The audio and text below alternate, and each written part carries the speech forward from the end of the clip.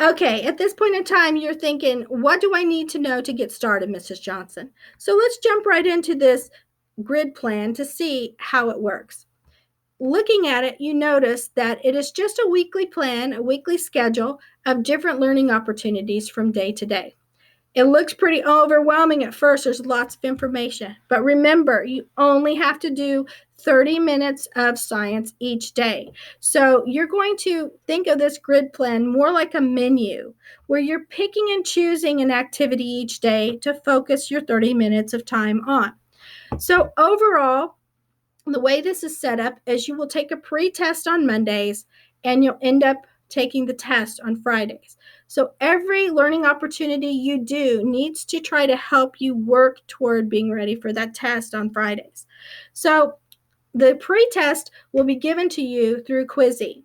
And we've all done the quizzes before. So if you score an 80% or more, you want to probably continue working the rest of the week on level 4 type of activities or your optional enrichment type of activities because 80% or higher here really has you at a level 3 test score already.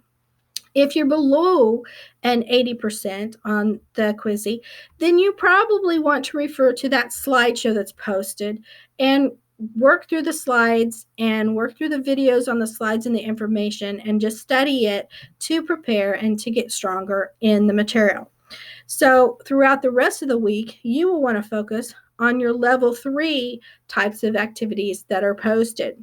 I'm not going to break it down and read everything to you, but as you look through this, if you have more questions, please feel free to email me and we will hopefully be able to help you as you grow and learn throughout the rest of this 9 weeks. Thanks. Talk to you later. Bye.